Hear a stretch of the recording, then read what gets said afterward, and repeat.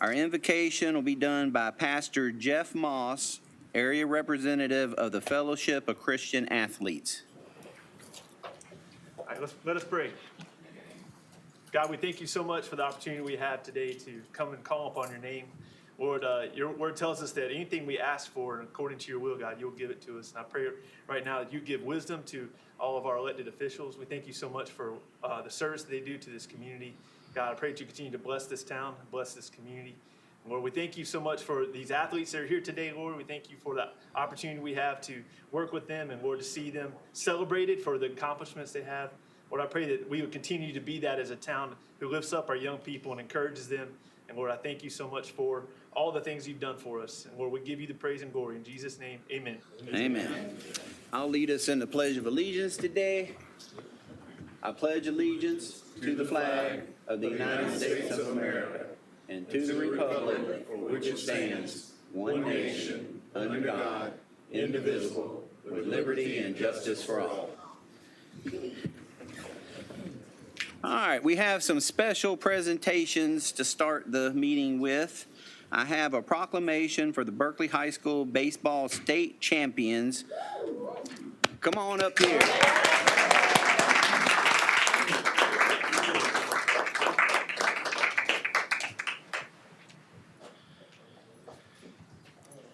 If y'all want to just line up around the circle here.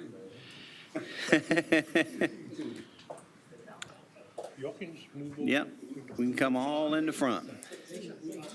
All right. Whereas the town of Moncks Corner Town Council proudly recognizes the exceptional accomplishments of the 2025 Berkeley High School varsity baseball team, and whereas the Berkeley Stags demonstrated remarkable preservation, grit, and teamwork throughout the 2024-2025 season, culminating in capturing the 2025 SCHSL 5A Division II Baseball State Championship. And whereas the Stags, under the outstanding leadership of head coach Landy Cox and the dedicated coaching staff, completed a perfect playoff run, 7-0, ending the season on an 11-game winning streak and securing their second state title in 4 years.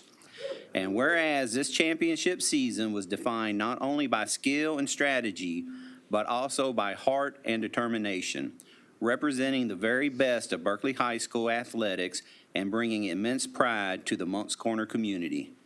And whereas the team's championship victory stands as a testament to the power of unity, resilience, beliefs, and values that continue to inspire future generations of student athletes. And whereas the town of Moncks Corner wishes to formally celebrate and commend the 2025 Berkeley High School baseball team for their incredible journey and championship success.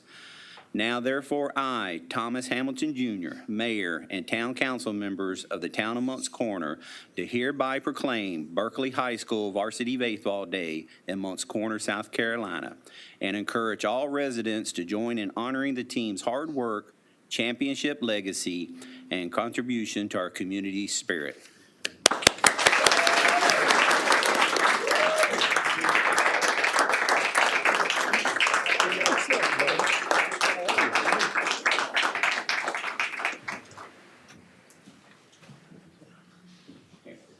Here, let's get some pictures beforehand, and then we got some gifts, and each of y'all a proclamation. So, yeah. All right, all ready?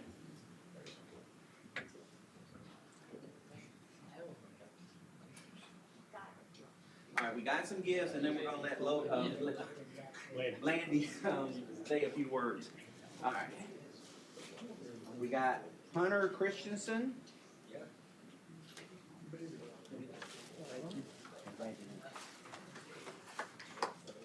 Gavin Barb. Congratulations. Henry Rivers.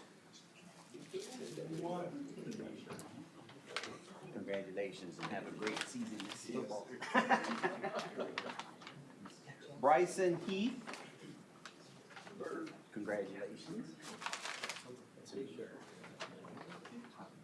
Hunter Morris. Congratulations. Austin Little. Congratulations. Keller Walford. Congratulations.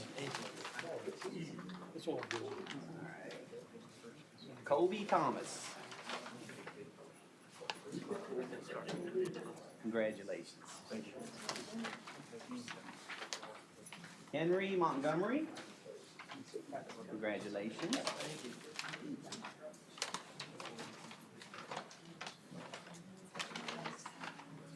All right. Coach Wren. Congratulations. Coach Salisbury. Which one? Congratulations.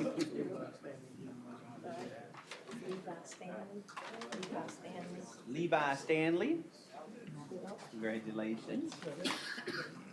Someone else has one?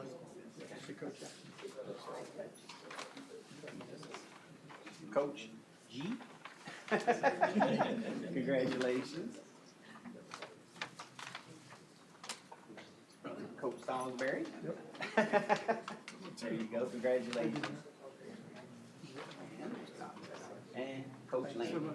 Thank you. All right, thank you. And let's give them one more round.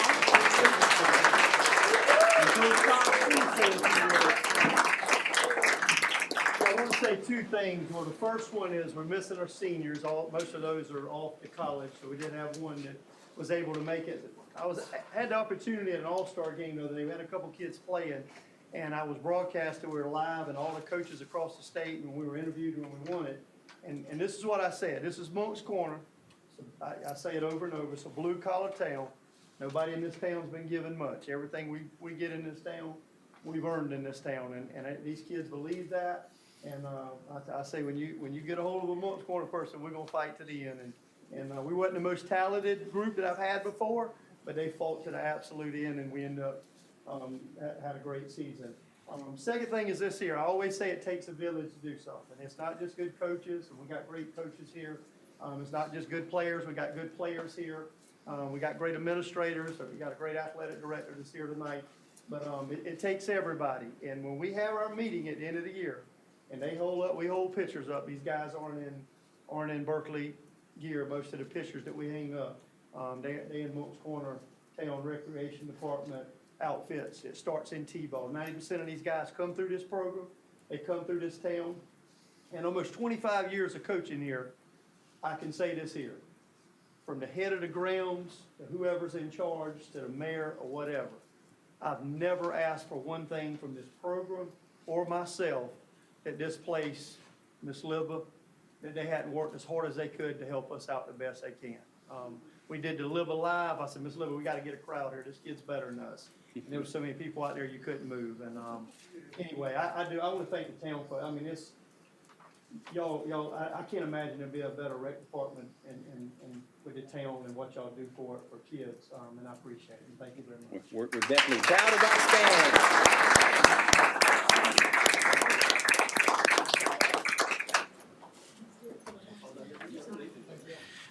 Thank y'all. Dylan, will you help us with these? These are some guys that,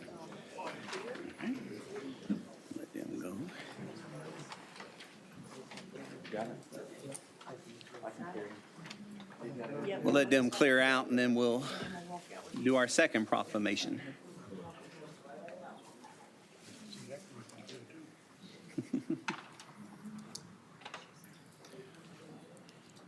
All right, we have a proclamation honoring Jean's Angels, fostering hope and delivering essential services to the Low Country's most vulnerable. Whereas Jean's Angels has served as a beacon of compassion, resilience, and unwavering support for individuals and families across the Low Country region of South Carolina since its founding. And whereas the organization has developed a dynamic and inclusive outreach system that meets people where they are, offering mobile services, resources, events, and emergency support to those experiencing homelessness, poverty, trauma, and marginalization. And whereas Jeans Angels has hosted over 20 major community events and distributed more than $1 million in essential goods, including food, clothing, hygiene products, and furniture, directly impacting over 6,500 individuals monthly. And whereas the mission of Jeans Angels to restore hope, rebuild lives, and empower individuals has been realized through a suite of programs including a food bank, day shelter, backpack buddy program, summer enrichment initiatives, disaster relief, cancer support services, and an annual toy giveaway that has brought joy to over 75,000 children. And whereas the organization's commitment to measurable impact is evident in its 2024 outreach statistics, having served 32,683 individuals, including 11,200 children, and its continued expansion across Berkeley, Charleston, Dorchester, Georgetown, and Jaspers County. And whereas Jeans Angels exemplifies the highest ideals of community service, inclusivity, and proactive care, offering not only material support, but also emotional refuge and dignity to those in need.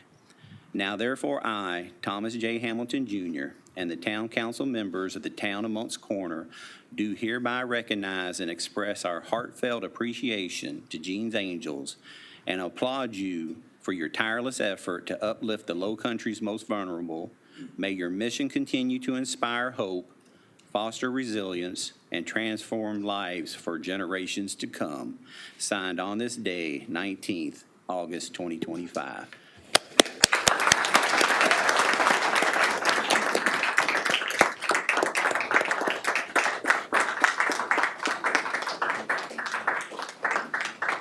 We can get y'all to come up.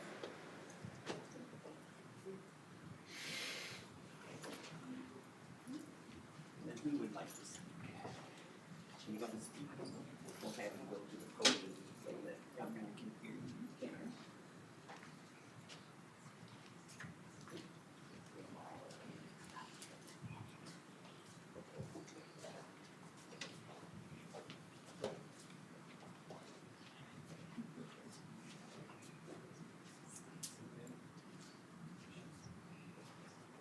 All right, everyone ready?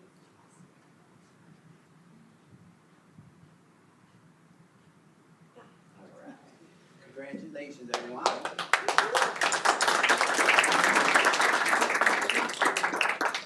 Before you speak, I just want to say, if you want to know how to run a nonprofit, they need to come to you because you do it right. You really bring people together. You bring businesses together. I follow you on Facebook. You do such amazing work in our community. So, thank you. I just want to say thank you. As you can see, I am surrounded by our volunteers. This is Jeans Angels. It takes everyone. Most of you know Ms. Zelda with Berkeley County. She is an amazing volunteer for us. Councilmember LaToya Lloyd, she is truly amazing, whether she's sponsoring us, whether she's come out and volunteering. But I just want you to know we make a difference in a lot of people's lives, and it takes everyone to do that. So when you see Jeans Angels, you do not see me. You see yourself, you see everyone in the community who is helping us make a difference in it. So if you guys would like to know more about Jeans Angels, you want to come see our new warehouse, you want to see what we do in Berkeley County, please feel free to stop by and I will give you a tour and show you. And if you want to volunteer, come on out. The more the merrier, because guess what? We are our brothers and children's keepers. So I just want to say thank you. I appreciate it. And if you need us, we're here. All right.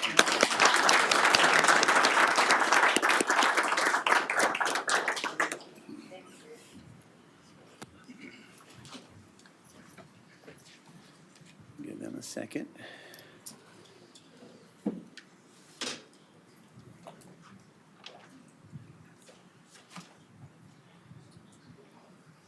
All right, now we're going to have special recognition 2025 William R. McMahon Award recipient, Mo.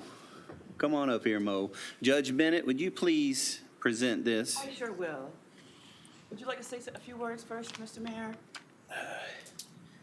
Y'all getting me without a prepared speech.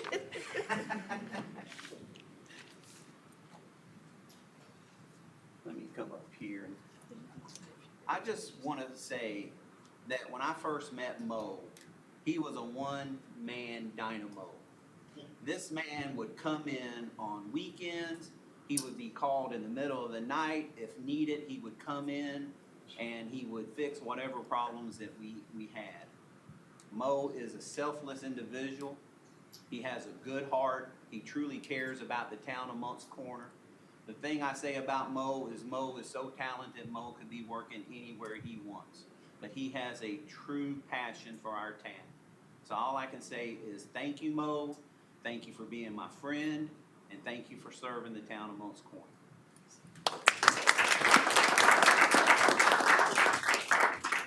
Thank you, Mr. Mayor, members of council. Thank you for allowing me an opportunity just to say a few words. And thank you to our citizens of Moncks Corner. I thank the employees, the hardworking staff of the town of Moncks Corner, and our law enforcement officers. We have a wonderful group of people working for the town of Moncks Corner. And Mo is truly remarkable. I've had the great privilege of traveling the states and under the umbrella of the National Conference of Specialized Court Judges. And this opportunity came for me to determine or nominate someone who showed outstanding leadership in implementing or developing the use of modern technology in our courts. And Mo has done an extraordinary job, and you all know this. I pulled the recipients of this award, which extends back to 1996. And there's no person ever in South Carolina that's received this award. Mo, you are the first. And you're in great company. You're in great company from folks from the Netherlands. It's just not from the States, it's worldwide. From the Netherlands, Virginia, Louisiana, everywhere. And now you have put South Carolina on the map. So, sir, I will come to you. And I'll read this award to you all. The William R. McMahon Award presented to Mo Ibrahim for your significant implementation of development in the use of technological advances in a court of limited or special jurisdiction. So well deserved. Thank you so much.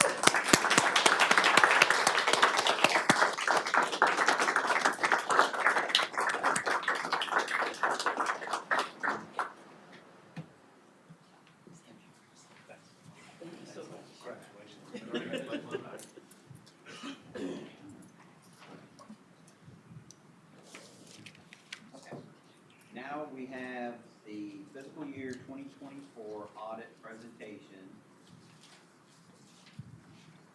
Give me the name. Maya.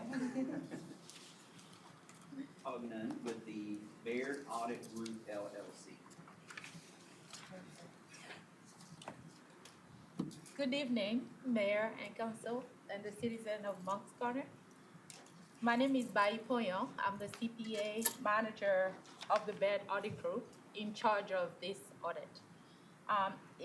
Thank you for the opportunity to present the result of the towns of Moncks Corner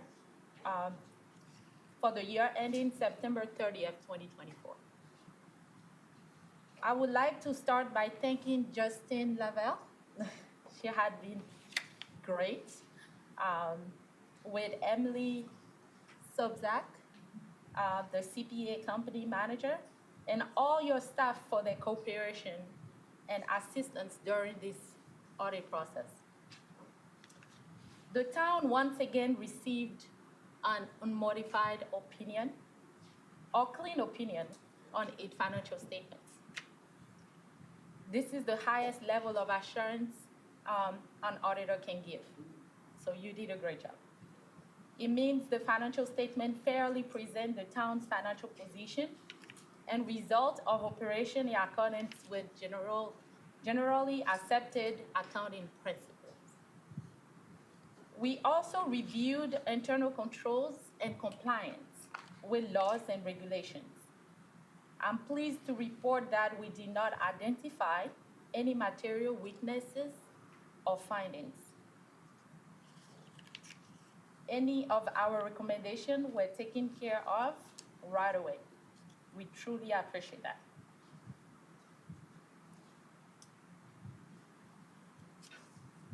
The annual comprehensive financial report consists of 4 main sections. You have the introductory section. That will be on page 9. This section is prepared by management. You can see the Certificate of Achievement of Excellence in Financial Reporting for September 30th, 2023. This is something to be proud of. The second section is the financial section, statistical section for the next one, and compliance section. Our focus as auditor is primarily on financial and compliance. Beginning on page 13, you will find our independent auditor's report. Once again, I said you received an unmodified or clean opinion.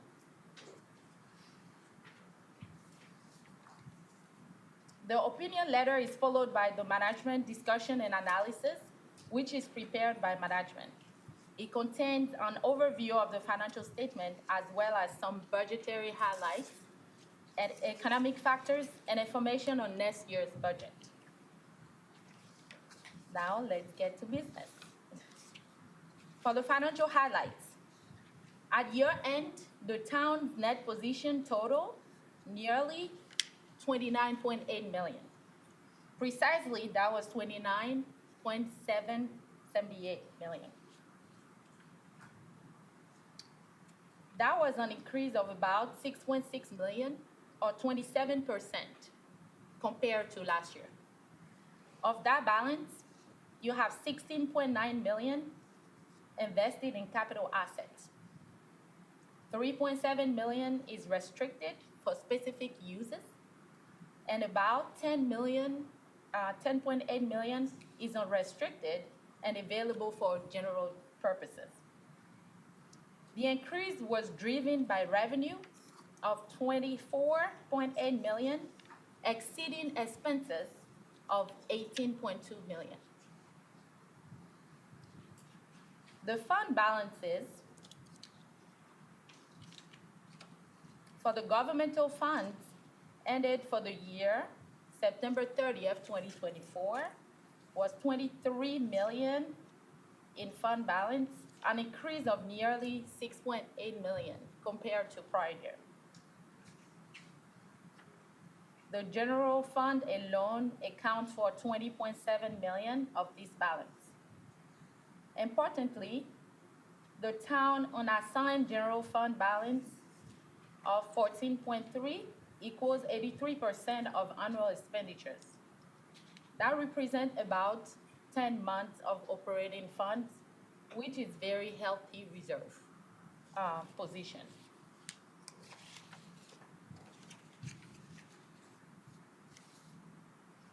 The revenues grew by about 3 million or 14% compared to prior year. Key drivers included property taxes, which were about 1.1 million due to the growth in assessed value and millage changes. Licenses and permits also increased by 1.1 million, reflecting the town's continued growth. Capital grants rose by 1.3 million as additionally ARPA funds were recognized. For the expenses, costs increased by 2.5 million or 16%. The largest increase was in public safety, which rose by 1.9 million. This was primarily due to higher salaries, benefit, and staffing needs. While expenses did rise, the increase in revenues more than offset this growth. Capital assets increased by about 1.3 million this year, with notable additions including land for the Miracle League project and new public safety vehicles. Long-term debt increased by about 1.2 million, primarily from new finance purchase agreement. The town's debt remained within legal limit. Looking briefly at other funds,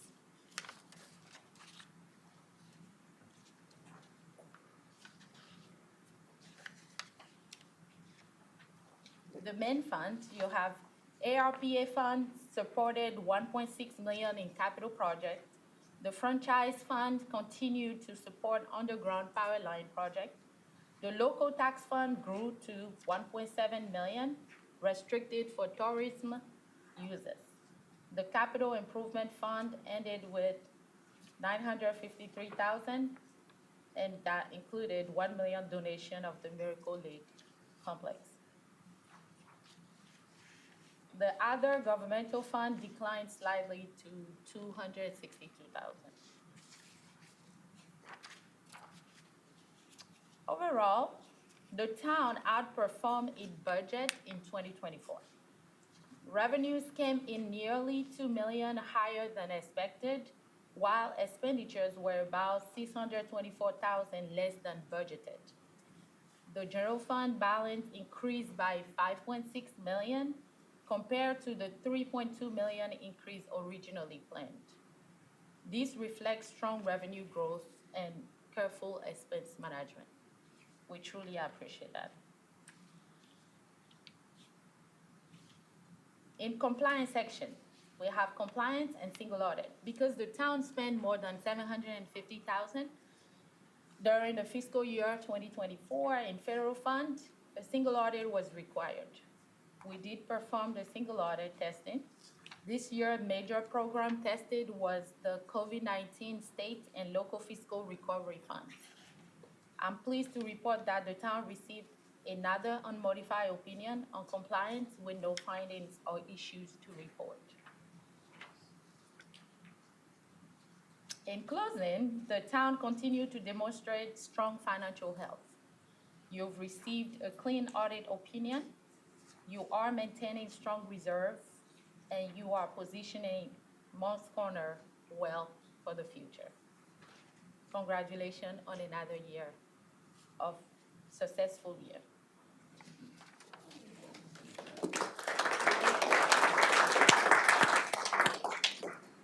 Thank you very much. If you have any questions, we are here. You can email us or call us anytime. I just want to say, thank you, but thank Justine, Marilyn, Jeff, all our department heads that get these numbers right. So it's a job well done. I know it's not an easy task to keep up with all these numbers, so thank everybody. You're welcome. Thank you. All right. Approval of minutes, regular meeting minutes, July 22nd, 2025. Do I have a motion? Motion to approve. Second? Second. All in favor? Aye. All opposed? That passes. Mayor's report. All right. 7/25/25, we held a retirement celebration for Chief Bobby Gass. Staff did a wonderful job putting that together. It was good to see all the firefighters and citizens come out to send him off. August 2nd was a busy day. I attended the Berkeley County School District 1 Berkeley Back to School event. I also participated in the Pruitt Health Car Show held for the residents. We're working on organizing a holiday initiative to ensure that every resident receives a gift for Christmas. Also on 8/2, I was honored to attend the unveiling of the historical marker for the Etowah Village. On August 5th, I attended the ribbon cutting at a time of refreshing and Gibsong Academy of Music. On August 8th, we held a ribbon cutting for Fireside Craft Pizza. Council members Dennis, Law, Sweatman were in attendance. On the 9th, I attended the Town Police Department's book bag giveaway event where attendees were treated to hot dogs, chips, and drinks. I would also like to extend my appreciation to all the police department and staff, the fire department for their participation. The fire department was out there with the truck. They gave tours to the kids that come out there, and I also handed out pamphlets to the community. On the 11th, I had the pleasure of attending Fox Bank Elementary School's Meet the Teacher Day. I'd like to extend a heartfelt thank you to both the Moncks Corner Police and Fire Departments for coming together to serve hot dogs, chips, and drinks to everyone in attendance. Their teamwork and community spirit truly made it a special event. It says a lot that they're volunteering a lot of their time to go to these events. It means a lot. And finally, on the 15th, we held a ribbon-cutting ceremony at the Moncks Corner Florist to celebrate their opening. Council members Dennis, Lloyd, Law, and Sweatman were in attendance to show their support and help mark the occasion. That's the end of my report. Administrator Lord? Yeah, Mayor and Council, I'd like to start off with another special presentation. Chief Mixon?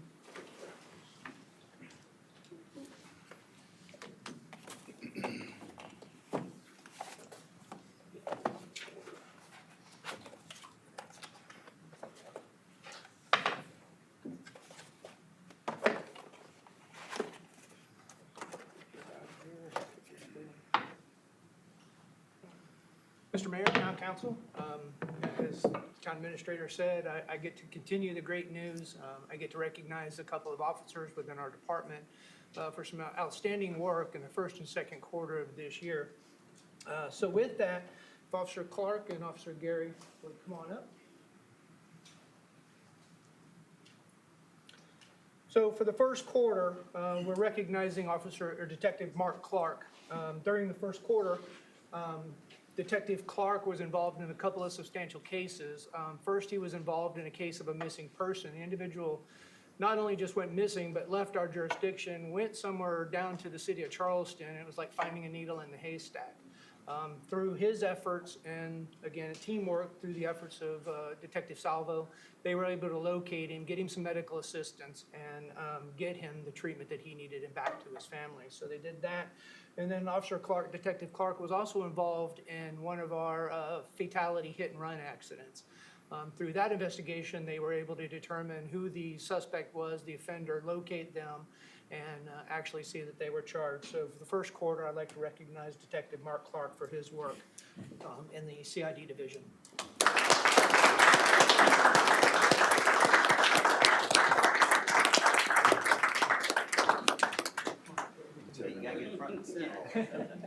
Not me.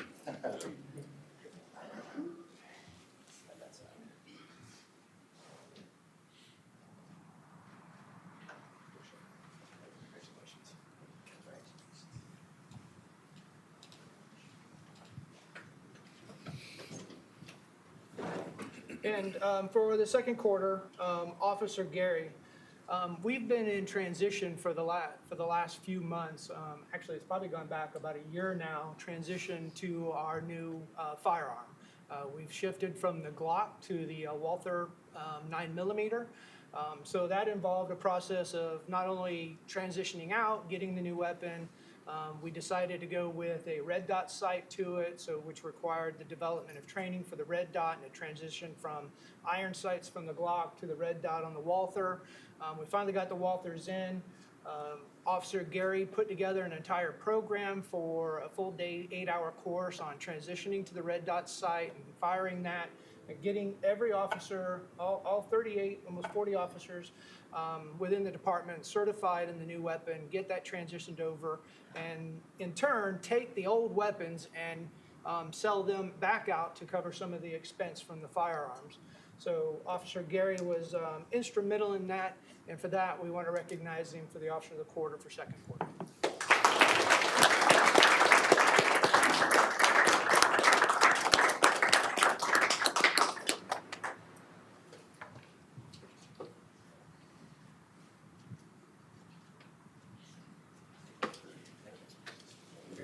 Congratulations.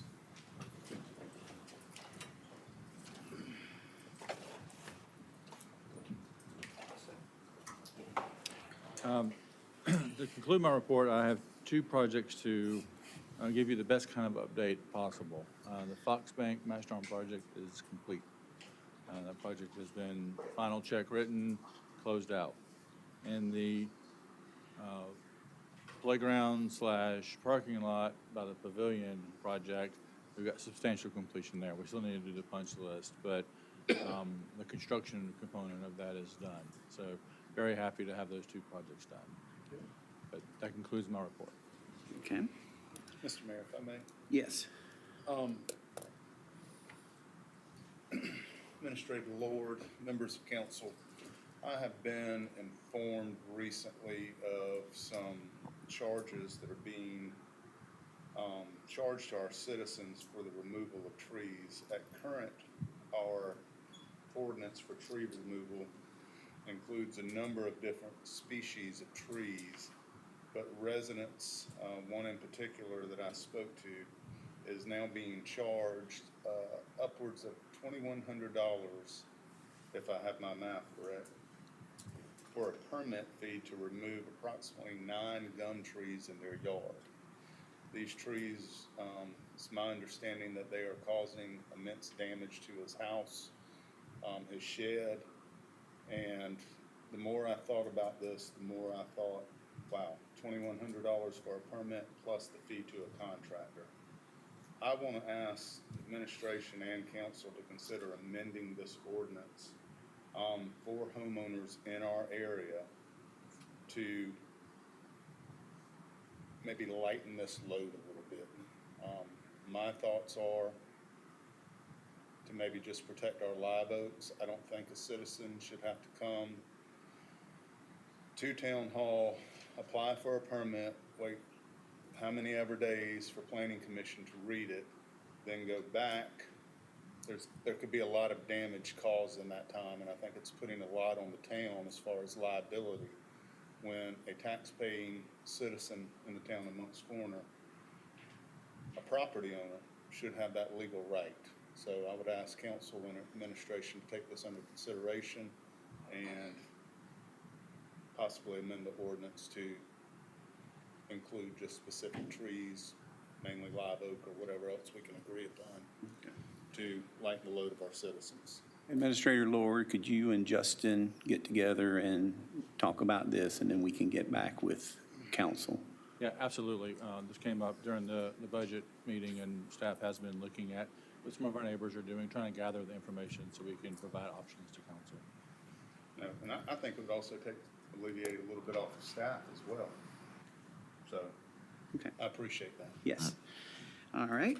New business, discussion of the firefighter fitness program. Yes, sir. So right now, as you know, firefighting is a very, requires a lot of physical fitness to be able to do it well, but also to be able to do it without injury.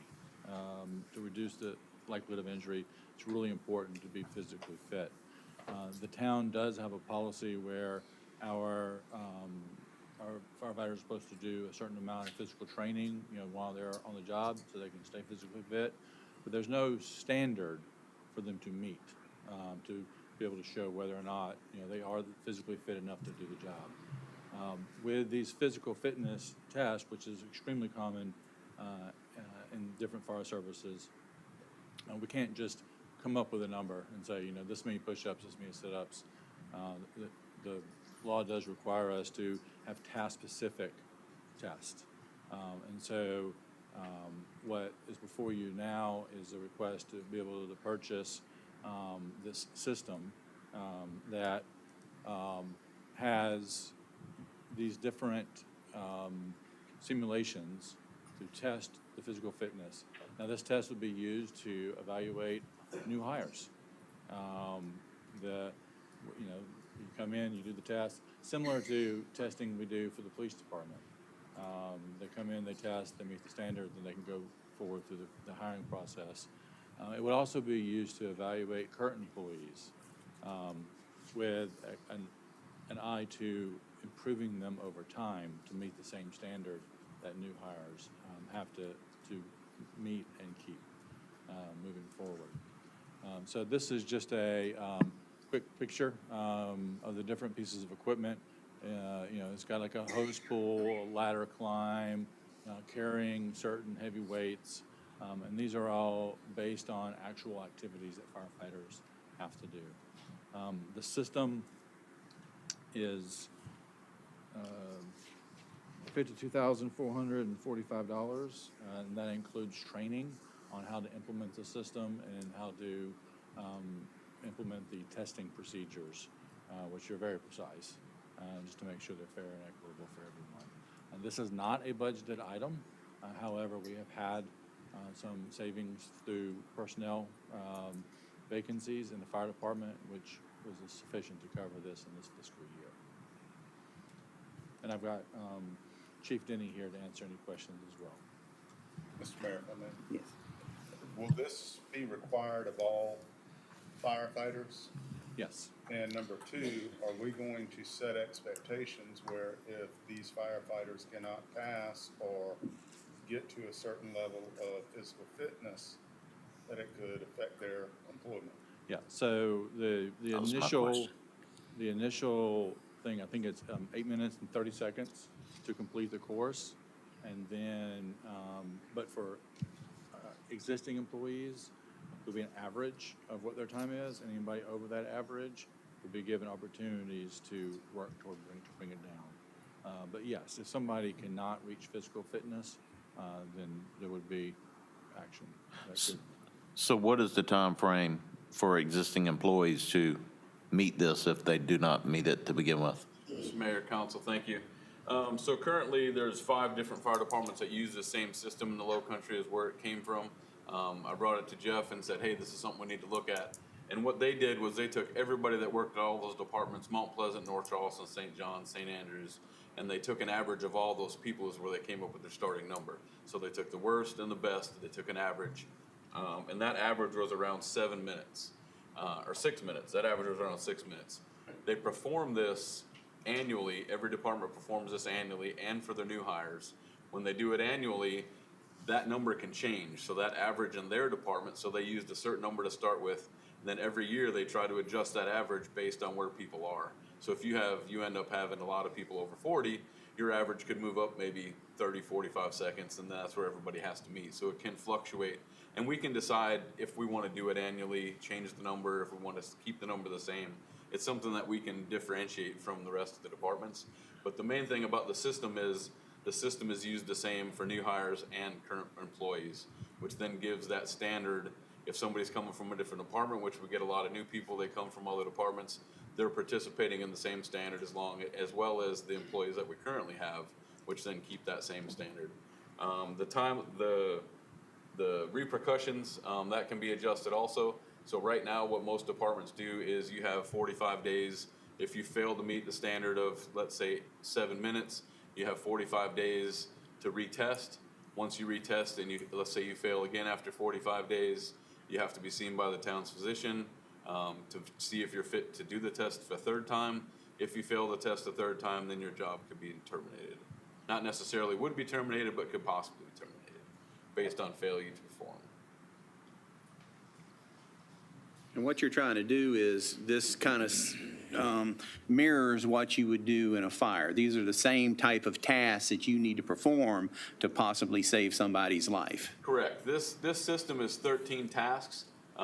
These tasks replicate everything that is done on the fire ground, and that's what kind of is good about the system is we can take all these things and we can do certain things. You know, hit a tire with a sledgehammer. We can simulate busting open a roof. We can simulate climbing a ladder. But this takes it all, puts it in a controlled environment. It can be any place that we decide, but a controlled environment. Everybody wears the same equipment, you know, shorts, t-shirt, helmet, gloves. Everybody does it in the same atmosphere, in the same way, and then there's no subjectiveness to it. You take that away by not having it, you know, where somebody could be doing something different at this department, somebody else at a different department. And that's why those 6 departments have went to the same system and said, we don't want somebody from A going to B and somebody B, or they're mutual aiding or automatic aiding with these departments. And now they know that, hey, if Moncks Corner comes, we know their guys are going to be at least fit enough based on this system that we've all used together as a whole community. And I want to say too, I mean, we've been working for the past few years to improve the physical fitness through, like I mentioned, on-shift workouts. We've got, you know, partnership with local gyms so that our firefighters can go in there, you know, if they're on duty. You know, you pull up in the truck, you can get your workout, and if a call comes, obviously they go. So we've been trying to provide the resources to them so that they can meet this need to be safe on the fairground. But we have no way to measure whether or not they are meeting that, and so this would give us that ability. 2 more questions.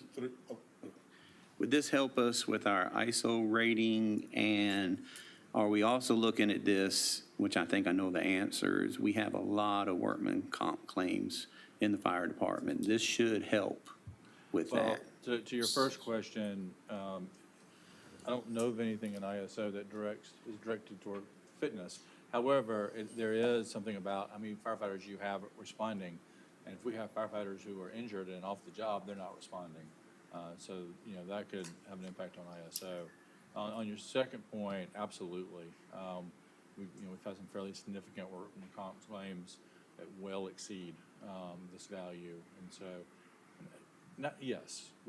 most important thing here is to keep, our firefighters who are doing this job and they're taking those risks to keep them safe. But there's also the balance of it is it's worth spending this money because it will help us save money on those claims in the future. I have 3 questions. So mine are fairly easy. So number 1, do we have room for where we're planning to store this equipment? Yeah, so recently we bought racking. We were running out of room with all the stuff that's been accumulating. If you've been to the fire station, you've seen it. We've actually bought some racking, and underneath that racking, this system will fit in about a 10 by 10 area, or we'll lengthen it out a little bit, but we're gonna save it to where we'll buy one more piece of racking for Station 2 and store it at Station 2. What also was brought up was one of the department members talked about having a trailer that he had, an enclosed trailer. It could all fit in an enclosed trailer. We can store it next to the station, and then we can move it to wherever we wanted to perform the testing at. Last 2 questions. Are there any reoccurring costs with this? And the second part to that is, are we going to have to hire a trainer to facilitate this, or will it be done in-house through?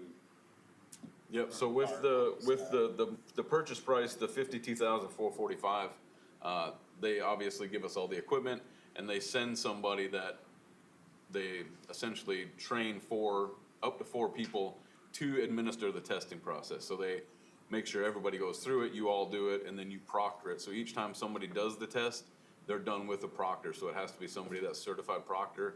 They'll walk through every step of the test with them as they're performing the skills to make sure they're done properly. And then the accrued cost afterwards would just be if something was to break. I mean, so it's a pretty substantial system. It's used, again, all over the United States. It's pretty high quality materials. It's all steel materials. So the chances of something, we could maybe budget it yearly for a couple $1,000s if we have to have something repaired. Something break. But there's no ongoing There's fee. There's no or membership license cost, fees there's or nothing. things of that nature. It's a one-time purchase, yes, sir.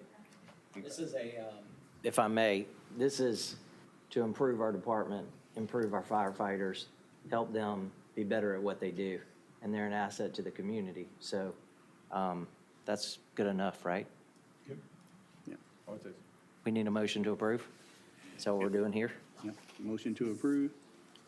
So moved. Second. All in favor? Aye. All opposed? That passes. Thank you. All right. Next discussion, Main Street parking study. Administrator Lord. Yes, one of the things that we've heard from council is a desire to look at Main Street and how we can improve the parking, especially like lining parking spaces, and also the yellow curbing as you go down. Over the years, some of it's faded, some of it's been replaced. Some of it may have grown because whoever painted over it, maybe. So what this is it gives us to have the engineers look at from 17A to 52 to evaluate where the yellow curbing, the yellow paint goes, which is, you can't park here, to make sure that we're doing that right. Because there's even some places that, and it might be a curb cut there, but that curb cut's not used. And so, we might be losing a parking spot. So that would open up some parking for us. But then from the railroad tracks to Newell Street, to actually look at, how many parking spaces if we were to stripe Main Street. And we would have to have this in order to get the permit from DOT. So DOT's, we spoke to them and they said, well, you got to get the engineering firm to, make sure it meets their standards of the arms manual and to identify where parking spaces can go. And importantly, one of the things that was discussed is there's a high likelihood that by striping it, we're going to lose spots. And so this will also say, right now, you can park, so many vehicles, best case scenario. If you stripe it, it will be this many. And so then also that gives you the ability to evaluate whether or not striping it is appropriate or not. Mr. Lord, if I may, just so we have clarity on this, this would be looking at creating parking along the street, along the side of Main Street, correct? Yes, there's parking there now, but this would define the parking. Line it, Yes, correct? yes. Yeah, I've been asking for this for a long time, so you have my support 100%. Yeah, I think especially the yellow lines, what we've seen is like when they had the beauty shop open across from Changed Lives, they do on-street parking, but your yellow stripe is 2 feet. So they're parking right up against it, and when you're pulling out, you cannot see anything coming at you. So you got to go halfway in the road to see if you have any traffic coming. So I think the yellow lines definitely need to be studied, and I agree with Councilman Law. I would love to see us having designated parking spaces on Main Street, so. Mr. Lloyd, this is 13.5 for that study? And let me make sure I understand. There could be possibility that some of the spots that we think is parking may not be parking. Yes. Right? Now, who would be responsible for painting that stuff? But that would be a future project to paint it. By us or the DOT? By the town. By the town? Okay. And this is striping only, no curbing to No, define? just paint. Just paint? Motion to approve. Second. Any other discussion? All in favor? Aye. All opposed? That passes. First reading, an ordinance to amend ordinance number 2024-09 and the budget attached thereto to adjust certain revenues and expenditures for the fiscal year 2025. Administrator Lord? Yes, sir. Every year, you adopt the budget, and at the end of the year, we true up, what actually happened during the year. And this is that ordinance to true up the changes that you've incorporated through various approvals. Do I have a motion? Mr. Mayor, Yes. I've expressed some concerns about this since our budget meeting and have reviewed some things, and I don't think I'm ready to pass this at the first reading at this point. I think we need to sit down, it's my personal opinion, and review this again, have another budget workshop meeting, and let's clarify some things on this. So I'm not ready to pass it at first reading tonight. I think that we should pass first reading because we still have second reading if we don't like it to deny it, but we have to get this budget. I mean, this is August and September. I think we already have a budget workshop that we're going to plan between meetings to work it out. So I think we should pass it with knowing that we can still reject it at the second. One point of clarity, this is not the budget ordinance. This is amending The current present- one, the present. The present one. Okay. Do I have a motion? Motion to approve. Second? I'll second it. All in favor? Aye. Aye. All opposed? Nay. All right, that fails. All right, first reading, an ordinance to raise revenue and adopt a budget for the town of Moncks Corner, South Carolina for the fiscal year beginning October 1st, 2025 and ending September 30th, 2026. Administrator Lord? This is the ordinance to adopt the budget that was presented to you in the budget workshop. I'm going to follow up with Councilman Law's previous comments, and I hear what you said as far as passing it, and then we could amend it, change it along the way, but it almost feels at this point in our first budget workshop, we took a lot of time discussing a lot of other issues that weren't pertinent to the budget. So I don't want to vote for this to pass it to kind of see what's in it. I'm going to have to vote to deny at this point. Right. I'll stick to my saying that, this is just first reading. Nothing would be in stone. We have the second reading if people weren't happy with it. This just puts us on track to where if we work it out in the budget workshop, we can pass it on the second reading, so. And at this point, we'd have to have a special meeting to approve. You'll have to have a special meeting. Okay. I personally would feel more comfortable. We've got other people who can vote a different way, but Okay. that's just my opinion.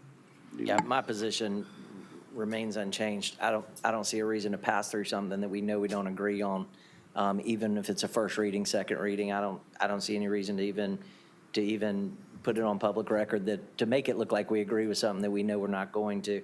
I'd like to definitely get everybody on the same page and let's get this thing done and get it the right way so everybody's good with it. Yeah. All right. Do I have a motion? Motion to deny. Second. All in favor? Aye. All opposed? Aye. All right. First reading, consider a zoning map amendment, ZA-25-04. Request for one parcel, TMS 162-00-01-017, totaling 30.3 acres located on US Highway 52. The parcel would be zoned planned development to allow single-family detached dwelling units, commercial development, and a dedicated civic recreation space. Mr. Mayor, if I may, I'd like to recuse myself from this. Okay. Justin? Yes, sir, Mr. Mayor, council members, good evening. As you mentioned, this is a zoning map amendment for a property that's already in the town. The property is currently zoned planned development commercial. It was part of the overall Moss Grove PD. This section of Moss Grove PD was identified as commercial, but no real rules were attached to it. So this kind of cleans it up in a roundabout way. So as I mentioned, no permitted uses, no special exceptions. We don't know what setbacks would be. Obviously, a planned development has to have very specific rules that are attached to that property above and beyond what a normal conditional zoning would be. Without those rules, it's up for debate. The applicant, Stio Development, has come in and presented a plan to staff and went to the Planning Commission that kind of cleans this up quite a bit. The property identified in blue, you can see Berkeley Electric right across the street. 52 bisects the screen there. You can see across the lake Moss Grove. You see Carolina Groves in the top northeast section of the map. Planned development is quite a wild card. It's a negotiated district that has to include multi-uses, basically. In this particular instance, the developer and their team has identified 3 districts within their planned development: a cottage district, a market village, and a civic park. This is a small layout of this. You can see on the left-hand side or the southern end of this property, you see a lot of single-family detached cottages. You can see a little bit in the middle. You can see some of the more detached cottages surrounded by quite a bit of commercial. I believe 30,000 to 60,000 square feet of commercial is in there. And then obviously to the right or the north side of the property, you can see 2 baseball, softball fields. Attached to that, you can see some transportation elements or walkability elements around that pond. There is bathrooms. Obviously, this would adhere to the town standards for our architectural and design standards, mimics what we have at our recreation facilities. And all of that is going to be dedicated to the town, obviously constructed at the developer's expense and to our specs. So that's kind of the trade-off in making sure that this truly is a mixed-use development. We have all 3. We have work, we have play, and then obviously we do have live attached to this development. You can see the different villages or districts, as I mentioned. There is a little bit in that red.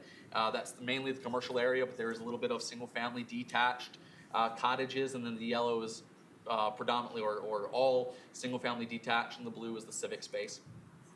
The cottage district will be exclusively residential single-family detached, about a 3,000 square foot minimum lot size, which seems small, but stick with me, my story gets better. A 40-foot minimum lot width and 80% max lot coverage.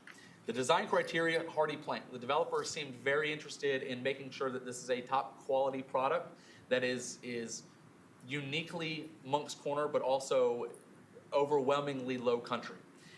This is not going to be a run-of-the-mill design or aesthetics that we typically see of some of our even plain single-family developments that we've done in the past couple of years. This is going to be wraparound porches where appropriate, 2 stories, and looking into that, they've provided some documentation. Additional required, as I mentioned, 2 stories. We do have some addition in the development that was negotiated. This is a view looking back towards from the commercial. The commercial would be behind us in this instance, so you can kind of see more of the, for lack of a better phrase, the rainbow row type of streetscape that they're looking at with some of the architectural standards, the gable roofs and that. You can see more of the tin roofs on the front. You see the porches, both the balconies on the second floor and the covered porches on the front. The Market Village is mainly a commercial area with some up to 28 units of residential. Very similar to the Cottage District as well in terms of aesthetics, architectural, and density. Up to 60,000, as I mentioned, square feet of commercial. I will say the developer did an excellent job in staff's opinion with regard to identifying not just square footage, but also potential, and they're working very closely with commercial brokers, potential realtors, and businesses and restaurants that may locate here and that have shown interest in locating in Moncks Corner but may not have the appropriate location or something that kind of fits their billing. The developer's working very closely with these people to make sure that this development is buildable, which is a concern that we've had recently, is commercial being set aside that may or may never ever develop within a reasonable amount of time. I believe, if I'm not mistaken, and I'll let the developer speak to this, their intention is to build the first 2 commercial buildings from day one. So that is obviously a promise that you probably haven't, at least I have not heard since my time here. Commercial following rooftops seems to be the predominant understanding of how development works. The developer is kind of putting their money where their mouth is on this one and ponying up and building the commercial up front.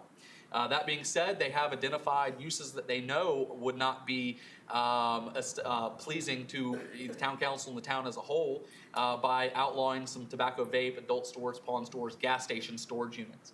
Obviously, some restaurants and other retailers, small businesses, maybe some travel agents, maybe a CPA firm, things of that nature are identified for the uses. And the architectural development, the developer has shown a propensity to make sure that the architectural for the commercial matches the architectural for the residential. In fact, enhancing the mixed use and planned development aspect of the request. That being said, this is looking from the, obviously you can see the baseball diamond where Berkeley High School probably will win another national state championship. When you look back at the commercial, you can see some of the residential behind that. 52 is on our left-hand side and Moss Grove is over the right shoulder. Here's again, as you notice, there's a park there that's identified on the site plan, the concept plan. The commercial will surround this park. Think of it as a gathering place, not just for the immediate community, but perhaps the community at large, potential concerts or get-togethers, things of that nature. Maybe even, I know Moss Grove throws a heck of a food truck rodeo, something like that. And then obviously the architecture, right? More storefronts and more corner shops. Not so much the, this is definitely not going to be the Bojangles of the world or the out parcels that you generally see. So this is going to be a little bit more keyed on the low intensity commercial where, you know, the thought process expressed to staff was after we get done watching our kids play the baseball game, we go and grab an ice cream or perhaps maybe, you know, we, grab a light dinner or something of that nature. The Civic Park, as I mentioned, is going to be dedicated to the town at the expense of the developer. It includes 2 ball fields, 2 basketball courts, 1 to 2 pavilions matching existing town facilities, as well as food truck parking. Food truck parking is a little bit more than just parking space. It will have the hookups so the generators and things of that nature don't run. And obviously that will be dedicated to the town for town use. They will share parking with the Market Village. Now I will say on something on parking, this plan as written currently identifies all of the parking needs for both the commercial, the residential, and the civic separately and accounts for all of them. So when I mean shared parking, we are not going to have to worry about the civic space fighting and competing with commercial space. There's enough parking for all of that per our current standards. This is the property. As you can see, that dark purple is the PDC. The light purple to the north is planned development residential. The surrounding, obviously, you do have Flex 1 in the county, largely undeveloped, particularly to the south and the southwest. You do have R1, which is Moss Grove, some areas to the south, being R1, and then the general commercial to the east with the light industrial as well, and then flex to the west. The units per acre, the big question that we always pose to the developer is you know, what does this look like, right? I did say 3,000 square foot minimum lot size, which seems awful small. But when you calculate the ball fields, when you calculate the commercial and all the other aspects, and we try to do an apples to apples comparison, right? We don't really worry ourselves with the wetlands and the commercial and things like that nature. What does the density per unit look like? And at this one, it's 2.64. Now that's a great number, but what does that look like compared to what you have previously approved? That's right in the neighborhood of the Casabo Meadows, the 37 or 36 units that y'all have approved on 17A, and better than the Riverstone single-family detached, which is down 52 as well. It's right in their line with Oakley Point, Halstead, and the Groves, all developments along that same area. And the Groves actually is a misnomer because that was a number that we did not include the public shopping center on. So that number would probably be a little, is conducive to that number as well. So transportation and parking, staff will require a separate TIA, and in working with the development, it will be subject to the parcel. The recommendations will be funded and installed prior to the final plat for each phase. So it may look similar to the phases of what is proposed as the different districts. They may bring them in and sub-phase it, but staff on the overall phase will require a TIA for each. So if the residential comes online, great, you know, we don't burden the developer or the builders with something with the commercial, but because the commercial is falling closely behind that, we get that, any improvements, lights, turn signals, turn lanes, I apologize, deceleration lanes was the word I was looking for, onto the property and on 52 as well. The parking for the Civic Park, as I mentioned earlier, does not appear to be within the phase. That is a concern, but as I mentioned earlier, it is dedicated parking to the civic space in terms of numbers, so the fighting of the same parking spaces will not occur. This is a kind of master plan of the transportation. You can see in red the sidewalks that are proposed, numerous sidewalks, plenty of places to walk your dog, take a lap, whatever you have to do if you're like me and talk on the phone and have to walk at the same time. I could pretty much live and work out here. You can also see the dedicated trail that goes and stubs out to Moss Grove. We have reached out, both the developer and myself, staff as well, to the developer and the HOA of Moss Grove and looking at partnering with us on this project. They don't seem interested at this point, but that does not mean that in the future we couldn't keep part of this as a conducive walkable area where you get from Moss Grove, you want to go see a baseball game, or you want to go try out that new Thai restaurant over here. You can easily walk without having to get on 52. And the point is to make it walkable, right? That's the whole purpose of a planned development, is to keep in line with the walkability of it and the parking wants and visiting at 2 or 3 different areas at the same exact time. The wetlands, there does appear on the wetlands inventory to be quite a bit of wetlands. However, the applicant did provide their own delineation, which shows it significantly decreased. The floodplain, there is some flood delineated on the property, which adds to the environmental sensitivity of the development. Obviously, we do see quite a bit of waterway that goes under 52 through Carolina Groves. So you have the lake and stuff behind Carolina Groves full of alligators. But this project does appear at the initial stage, and without doing the engineering, it's impossible to tell. It does appear to be very sensitive to that and conducive to making sure that we provide not just quality of life, but also environmental quality of life as well. Prior to each preliminary plat for each district, staff will make sure all environmental concerns, as we tend to do with floodway and our wetlands, are addressed in adopted ordinances, policies, and procedures by our engineers. This is kind of what it was showing on the map. Again, it looks pretty wet according to this, but we do have, this is the floodway that the developers provide. That's part of the Fermet, which is the national models. And then obviously you can see a little bit of the topo. It's relatively flat as it goes towards the Moss Grove Pond towards the northeast, but you can see a little bit of the water and the wetlands, and it is significantly smaller than what was on 2 slides ago. And this is the property. You can see it a little bit more with delineated wetlands, comparatively speaking, to give you an apples-to-apples comparison compared to this map. That's what the GIS shows now, based on the wetlands delineated by the applicant, which obviously we would confirm with that with the U.S. Army Corps of Engineers. The 2024 comp plan does identify this to be highway commercial, which is an automotive-dependent commercial use, which is conducive to those 60,000 square feet of commercial. Light industrial uses, but less common to the banks, the fast food restaurants, the auto sales, and some of those have been stripped out per the PD in front of you all tonight. This is the comp plan. You can see it's clearly in that light pink area, which is that highway commercial, not be confused with the employment, which is across the street. But one thing to note on this is you see the hatch line or the dotted line on either side of what is 52, and that is part of our highway commercial overlay, or mixed use in this case, that's a typo, but the meat of this sentence is actually correct in the 1,000-foot commercial buffer alongside the 52 corridor, ideally service-based, medical offices, banks, and the uses that I spoke on earlier. We do feel that's in harmony with at least 2 of the goals, and well, more than that, 3 of the goals and implementation strategies of the 2024 comp plan. Sustainable community by ensuring current infrastructure, 52 for example, has the capacity to accommodate for current and future growth. Allow for a range of uses. The smaller cottages, the 3,000 square foot, can be a little nerve-wracking on the front end, but that's not something we typically see. Most people that do the 3,000 square foot lot sizes and that lot width automatically geared towards the townhomes. This is not that. These are detached by fire code. They have to be separated by a minimum square footage, and they will have their own garages, is my understanding.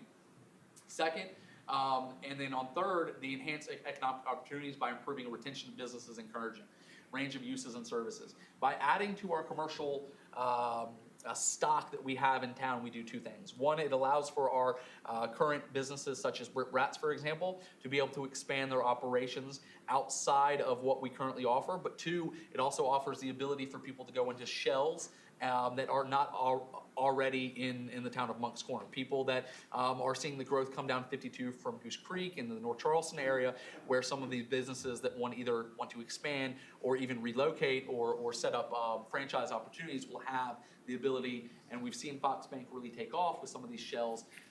Number 3, adopted policy guidance really kind of plays to that. 6 and 9, we feel that it does meet this to some extent, which is high quality public services and infrastructure facilities that meets the need of our current future residents. As we mentioned, obviously, as Mr. Cox mentioned at the beginning of this meeting, it starts with the village, and obviously it plays into the fact of their success that we do have a great recreation department. 2 more fields for our use, and our T-ball and baseball and softball programs should help with that. So that number 6 and the number 9, quality range of parks and recreation facilities. The more the better is usually the thought process. Obviously, the more programs we can have, the better our citizens feel and are healthy. And obviously, the mission that we're trying to accomplish, which is serve the best citizens to the best of our ability, kind of is met with that. At this point, staff has concerns, very minor though, that it's consistent with the highway commercial land uses and is compliant with the overlay. However, and we do feel that the commercial uses are compatible. We are worried about some of the details, which we can go into with the developer. Staff recommended approval, planning commission recommended approval overwhelmingly as well. I'm available for any questions. I know the applicant has an engineer and their design professional here to answer any of your questions that you may have. I got a couple statements on this one. We actually moved into Moss Grove back in 2006, and this was on the map to be developed. So that was way back then they had to crash in 2009, and it never got done and sit for a long time. One thing that I had Justin pull for me is since I've come on board, we've approved 80 units. And we've, between council, staff, and myself, have basically turned away almost 1,100 units. By telling them it's not a good project, whatever, and they don't pursue it. One thing that I would like to see, and this development does it well, is a lot of our developments, they come in and they're beautiful developments, but it gives nothing to the existing resident of Moncks Corner. We need rec. How we don't have rec in Carolina Groves, Fox Bank, and some of these other ones, I don't understand. But next spring, we're looking at restricting how many kids we can sign up because we're out of room. So projects that bring something like 2 ball fields, basketball pavilion, bathrooms that all residents can use, I can get behind. So I think it's a high quality project. I personally like it. And that's just kind of what I wanted to say. Can I ask, looking at this, there's going to be 2 entrances and exits? Yes, sir. Correct? Yes, sir. But neither one's going to tie into the existing when it goes into Moss Grove? That's, yes, sir, that's correct. So it's going to be separated? Yes, sir. Okay. It's going to be separated by vehicular traffic, but there will be the future expansion of or the potential for foot traffic. So the residents of Boss Grove should be able to walk to, and that's what I was talking about with the stubbing out of the sidewalk. Okay. So, I have a question. So who is gonna be responsible for maintaining these ball fields and parks and? Us. The town. Yes, sir. They're done. They turn them over to us. We'll own them. Sir? We will own them. Yes, sir. Yes, sir. They will be dedicated to the town. I have one question. With the lot sizes at 3,000 square feet, will it be on-street parking, or will there be room to park off-street? Will this be an Ion-esque neighborhood, if you're familiar with that one in Mount Pleasant? No, sir, they don't allow me in Mount Pleasant. It's my understanding it will be both. Some on-street parking is provided that goes above and beyond what our typical zoning ordinance allows or requires. If I'm not mistaken, we require 2 parking spaces per unit. I believe the developer is achieving that, but I would defer to them about the exact specifics of the engineering work. And any specific reasons why we're discriminating against adult bookstores in there? Kidding. They don't allow me in there either. No, I agree with the mayor. This project, I think, is a home run. I've liked it since the day I saw it. I know y'all got some stuff to clean up on y'all's end as far as that, but the mixture of single-family homes, commercial, and recreation for the town, especially venturing out towards, as he mentioned, Fox Bank and other neighborhoods where we can spread the recreation out, I like it. And on top of that, I want to say that I put in that 80 approved and almost 1,100 that we have pushed away from development. This council and myself, we take development very seriously. We don't want to grow just to grow. We want to grow right. We want to grow where our citizens have something of value, not just a bunch of traffic, not just a bunch of we can't stop all growth, but we can pick projects that are good for the town of Moncks Corner. So, yes. I know this is preliminary, but considering that 52 has become our interstate per se, is there any conversation in regards to what we would do with the intersections, considering there's residential, commercial, as well as recreation, the high number of traffic that will be coming onto 52? At this point, it would be more than likely a guess on my part from a professional standpoint that at the very least decel lanes into the property and decel lanes on the left over, similar to what we see in Fox Bank, for example, where you have the left lane, dedicated left lane to go over. That is what at the bare minimum would be required. Now the problem with that is we can, as staff and the developer, we can want and wish all day that a light is installed here. If the SCDOT will not allow it per the traffic warrant counts, there's nothing we can do about that. The other things in working with this developer on other projects that we have worked very closely on is installing those decel lanes. Shine Lane is getting 2 decel lanes into it, northbound and at least 1 southbound. So, and that's the similar developer. So, my goal is to make sure, and the Administrator Lord and I have worked very closely with SCDOT, our traffic engineers, as well as the developers to ensure we don't accept the bare minimum anymore. What the traffic engineer says sometimes is not good enough, at least for us. And there's other projects that y'all have heard about recently, previously, that we decide to go above and beyond what we can and cannot do for the benefit of, like you said, the interstate of Moncks Corner. So I would defer what the TIA actually says, but know that staff will fight to make sure that the TIA will step it up. One additional question. Considering that we will probably have about 4 neighborhoods in that little short vicinity, what control do we have, or how can we request to maybe drop the speed limit so that it's safer for families coming in and out of those neighborhoods? I believe that's probably just a petition for to SCDOT, but we can look into that for sure. Now, I will say, to answer your question, Ms.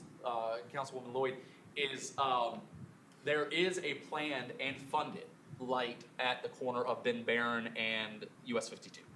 So the addition of those traffic counts, Carolina Groves is 375 units. Not quite what this is, but they also don't have the rec and the commercial aspects to it. like this does, that is funded. And SCDOT says is once the final CO is issued for that development, almost more than likely, the warrants will be there to trigger the light. Now, the good news is the town is working very closely with the developer to make sure that happens. The developer has already funded that via bond. So question of who's going to pay for it later has already been addressed. And we will work very closely with the developer to make sure this happens as well, if it's warranted. Yes, ma'am. One last question. How close is that one entrance to Gilliard Road? That makes sense what I'm asking? Yes, sir. The southern entrance? Correct. I don't have that information, but it's got to be well over 2,000 feet. Yeah, that's. There's another development between it. Yeah. Yeah. Okay. Yes, sir. That's Mr. Mayor. You're correct. The one out of town. Yeah. To the south. Yes, sir. That's correct. Anybody else? All right, thank you. All right. Do I have a motion? So moved. Second. Any other discussion? All in favor? Aye. All opposed? Okay. First reading and public hearing, an ordinance of the town, council of the town of Moncks Corner, South Carolina, providing for the establishment of the town square redevelopment project area, the approval of the town square redevelopment plan, and financing of redevelopment projects and other matters related thereto. Administrator Lord? Yes, sir. I'm going to try to give this presentation from here, so we'll see how it goes. All right, so just a quick overview. Tax Increment Financing District is created by a municipality. It's a funding mechanism whereby there's bonds taken out to pay for public infrastructure. That public infrastructure is there to bring in private investment. That private investment creates increased value. That increased value creates additional property taxes, and those additional property taxes pay for that public infrastructure. So this ordinance is to establish that district so that it can be done. Now, when it's created, you take the assessed values of all the parcels in the district, and that district is just determined, based on, theoretically, who is impacted by whatever development is going to come in, and of course, whatever values you want to put toward paying for that infrastructure going forward. So any future development or redevelopment that occurs in that district would then be assessed, and that additional value would go to pay for it.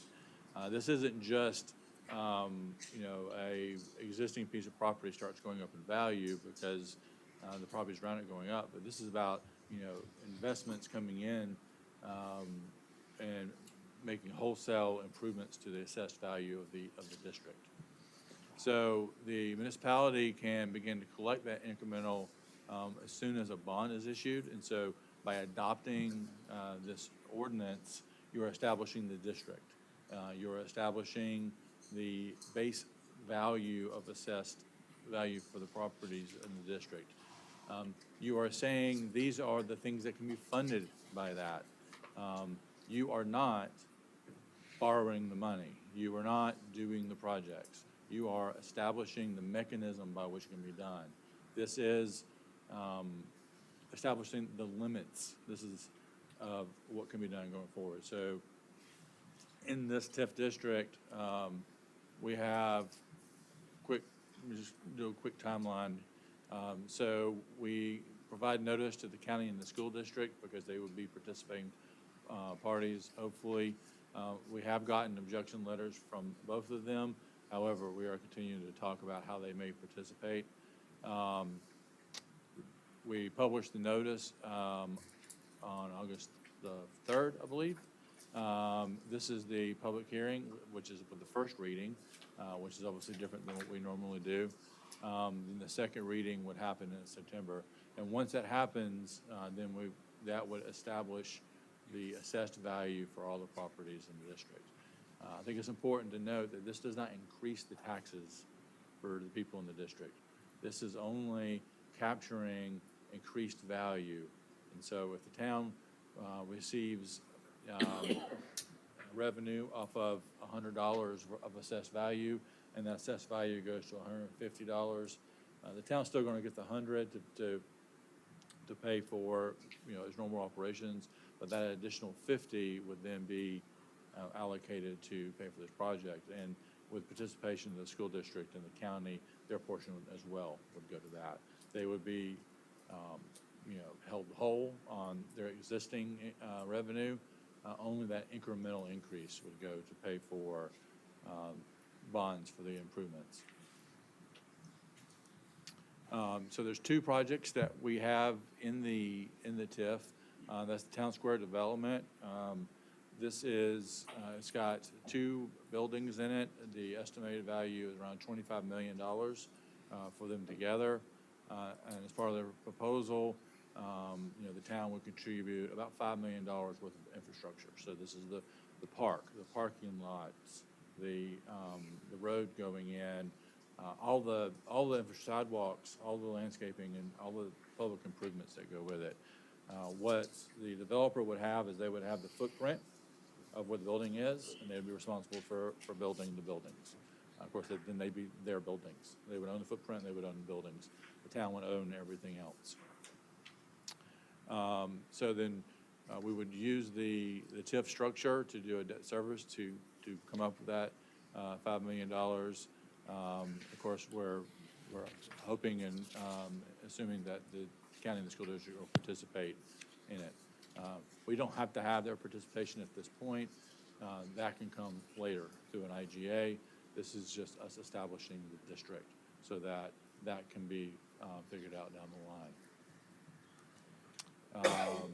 Again, this is the two buildings, total of about $25 million, estimated completion in 2 years, which then won't impact our taxes for 2 years after that. And so that's why part of the value is capitalized interest, because we're shifting the payments on those bonds down a couple of years because we won't be receiving revenue to pay those debt service fees. I just want to remind everybody that this is not something that's new. This came out of the 2016 Main Street charrette. So this was, a public event. Public input was taken. The consultants came in and they made recommendations on how to improve Main Street. And this is the drawing from their proposal in 2016, the recommendation that council adopted at that time. Obviously, things have moved around. Just trying to meet the needs of DOT and where entrances go. Additional parcels are involved that weren't involved before. However, the base concept is the same. And the whole idea is to energize that park space, to energize downtown, to bring in additional commercial development and some residential upstairs to support that development as well. This is the boundary of the TIF district. As you can see, it's primarily on Main Street and the surrounding areas, and then it goes out to also incorporate several properties that are pending development or are prime for development, so that as they develop, then that would just add to the revenues that we receive, which doesn't mean we get more money. It just means that we get through faster.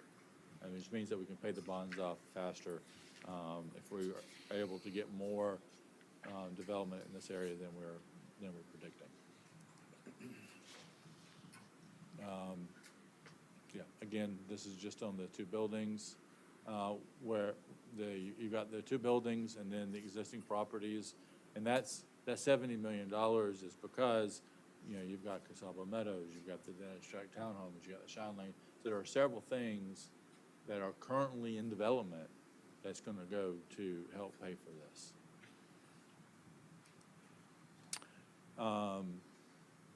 So with this TIF, there are two projects. Of course, the Town Square project, which I mentioned, and the Wellness Center project. And what we're hearing from the county school district is they're probably not going to want to participate in the Wellness Center project.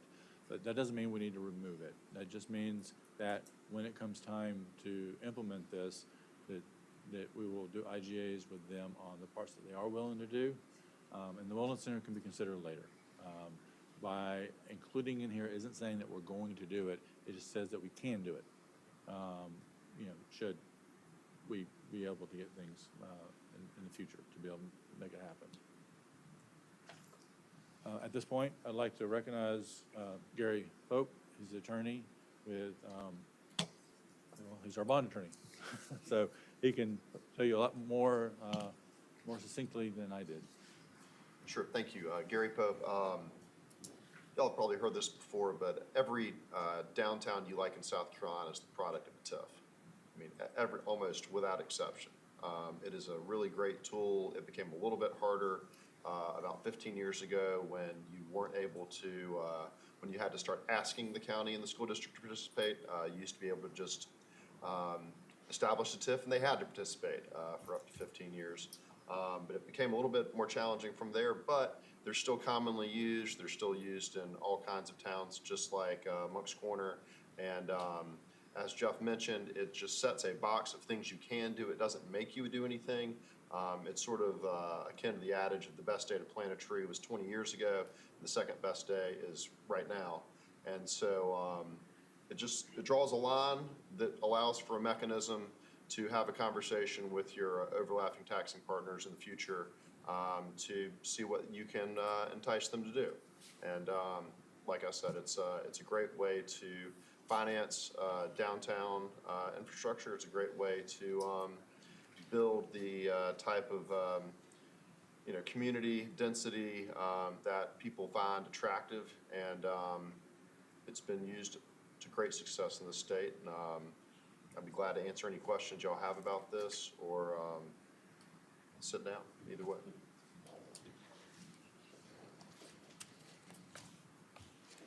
My question is, we've already had, the county and the school district have already voted on these in public forum. Was it necessary for us to establish a TIF district before we went to them to vote on this? So, well, if they don't object, then they are deemed to have consented for the entire term and the full amount of all of their taxes they impose in this document. What has happened since the counties and school districts acquired sort of that consent right about 15, maybe 17 years ago, is that almost uniformly they object, and then you begin a conversation about an IGA that allows for you to craft exactly the portions they're willing to participate in and not participate in. And so, Administrator Lord had I would say a multitude of conversations over a very long period of time, and I think we kept moving down the path, and I don't want to characterize the conversations. I'll leave that to him, but this was that whole we swing for the fence. And if we No, get so, two I mean, strikes, then the we law start is very trying to fight. specific in the notices that we have to provide and the timing in it. So that's the timeline that I went back quickly, but, we are required to provide them the documentation about what's in the TIF and what we want to do and what the area is, what the map is. Then there's 45 days between that point and today, the public hearing. And so at that time, we wanted to say, hey, these are our hopes and dreams. This is really what we want to do. And it gives them that time, plenty of time. And we notified them as early as we could before that. So they had more than 45 days. So we could have that conversation and we can meet with them some more. So as he said, the objection is an expected part of the process. And so because the likelihood of them being, okay, well, we're good for the 30 years and we're, for the whole thing is pretty small, but we have the boundaries. We have the hopes and dreams of what can be paid for with this TIF, and we are restrained by these unless we start over. And so there's no reason to start over because those hopes and dreams are still there, but this gives us the mechanism so we can move forward with probably the downtown project pretty soon, and then hopefully the wellness center, should the environment change so that they're willing to participate in it. There was also a mention of parks in this. Are we dependent upon this TIF to revitalize Lacey Park or anything else? I thought that was all separate. It is not. It is, the park It's is, just for those it's two. just Lacey Park. Yep. I'm sorry, it's just Unity Park. It's just Unity Park and the Wellness Center, 5 and 25. Yes. Yeah. It's the development of expanding and growing on Unity Park, creating that additional festival space, that, all the parking that can go with it, and all those things so that the businesses and the residents are now surrounding the park, and you just have that, good, like, town square, type development. And I know you've said it numerous times, but I just want to be crystal clear and on record. If we were to approve this, we're simply establishing the TIF district. We are not approving the funding of these projects or the financing of these projects. That's correct. That's accurate. In fact, if you don't issue any bonds pursuant to this, TIF bonds pursuant to this plan within 10 years, then the district dissolves. So it doesn't require you to do anything. It is merely a marker of a point in time that would give you the flexibility in the future to pursue the plans as they're set forth in the redevelopment plan. If you get in more revenue than you're anticipating, more than is necessary to, say, pay debt service in the bonds, that gets distributed back to the county and the school district and the town in proportion to the millage. So it does not force you to do anything at all. That is a future ordinance that town council would need to take up. This is merely a marker to allow for a conversation with the county and the school district about, the vision and how much of it they'd like to participate in. And we can actually show them what's included in our TIF. Yeah. Yep. Thank you for clarifying. Thank you. Mr. Mayor, if I may, Mr. Lord, on the wellness center, you may be able to answer this too. I wasn't leaving you out of it, but you had mentioned leaving the wellness center in right now. What's the reason behind doing that? Because by leaving it in, it leaves the possibility of it in the future. If you take it out, then that possibility is gone. And so, should market conditions change or whatever conditions change, so there is an interest in participating in that in the future, we will have that ability. If you take it out, you're taking out that ability to do that in the future. So that item cannot be added back in. No, we don't. Without. You have to go through, so it's a 31680 F2 amendment. I know that because I had to take it to the Supreme Court when we had another issue between, on a TIF district. We won, and the project got done, but you have to go through the procedure. So you have to serve up a new 45-day notice. You have to give the school district, the county, the right to participate or not participate in that specific part of the change. And you have to go back and do, 2 readings of an ordinance in a public hearing. So you have to go back and do the procedure as if you're doing it to establish it, which of course, just takes, 60 to 80 days. And sometimes it's, a more onerous process, not just a matter of a resolution or an ordinance. You have to go through a significant notice period. But if it's included in there, and I'm sorry, but if it's already included in there, and the county and the school district X that out, then we just go to our IGAs for the specific. Yeah, that's project. exactly right. Okay. So you could still use your increment for a rec center or for a portion of a rec center, but you could not use the county or the school district's increment unless they consented to it. And also, one of the things that's really common is, say 5 years from now, there's something that really changes, that y'all have a project that everyone is just really interested in. Well, that's when you would go and perhaps do that more involved amendment. But you already have the baseline TIF in place. And so you go do a new amendment and you do a new IGA at the same time. But because you have this established, you have something to work with. Whereas if you came 5 years, you said, hey, we don't want to do this right now, let's pick this back up in 5 years. Well, if you start off in 5 years, it's going to be a little bit of time before you have enough of an increment where you can actually finance any projects. Thank you. Thank you. Thank you both. Anybody else? Do I have a motion? Second. Any other discussion? All in favor? Aye. All opposed? Passes. I'm Oh, sorry. oh. Need to have a public hearing. What? Need to have a public hearing. Oh, Oh, yeah, anyone in the public oh, wishing. anyone in the public wishing to speak on this matter? For the downtown redevelopment? Okay.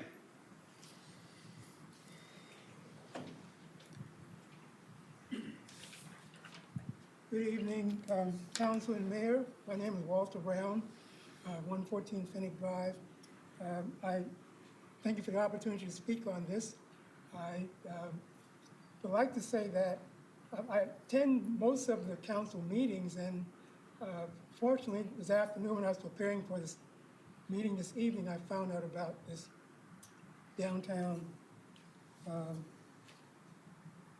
town square redevelopment project. This is my first time hearing about it. And I think, is it Administrator Lloyd?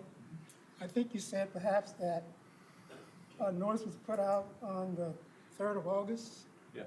Okay.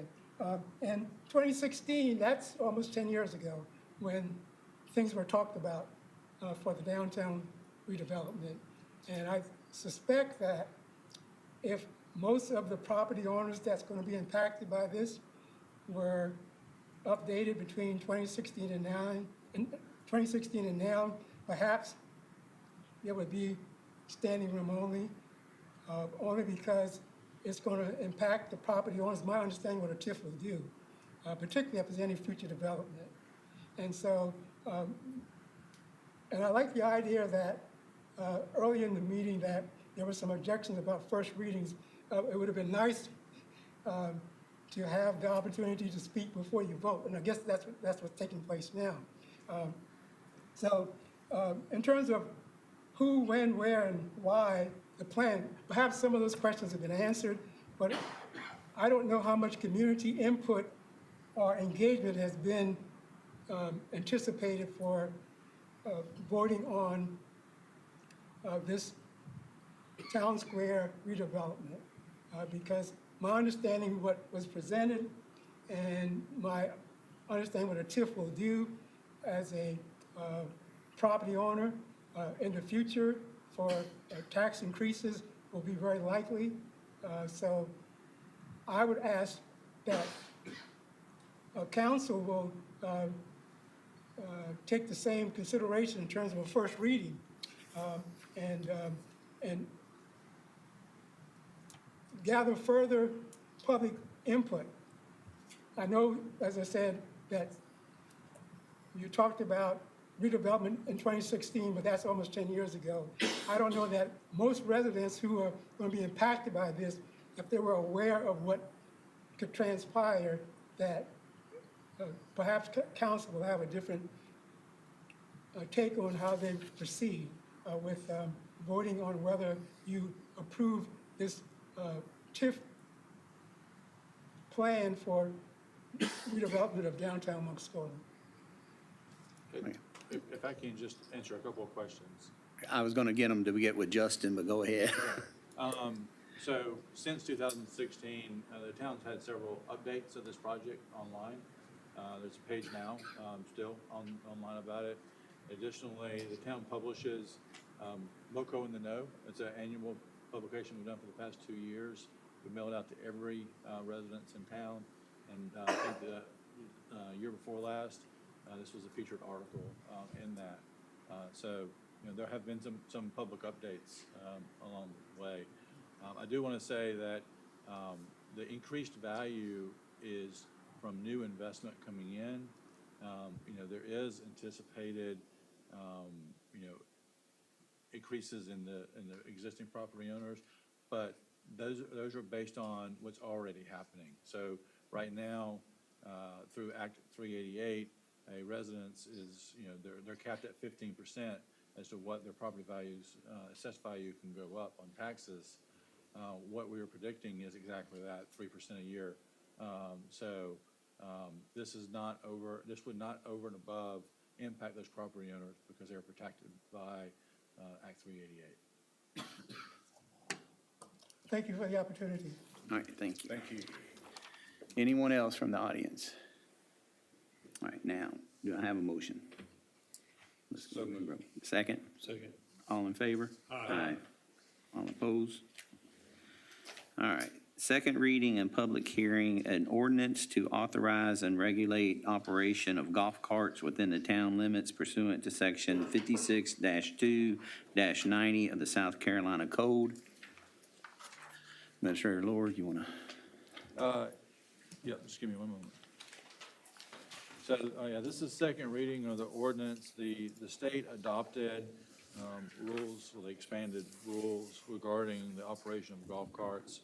What this ordinance does is it predominantly just incorporates what the state law is, but the state law also allows for, additional rules. And the state law does not allow for nighttime operation, but allows the municipality or local jurisdiction to put rules in place for that. And so what this ordinance does, it says if you want to operate at night, you have to have a headlight, you have to have brake lights, turn signals, mirrors, and those types of things. So it's providing those additional safety features that you would want on a golf cart to be on a roadway at night. Other than that, it fairly well mimics what's in the state law.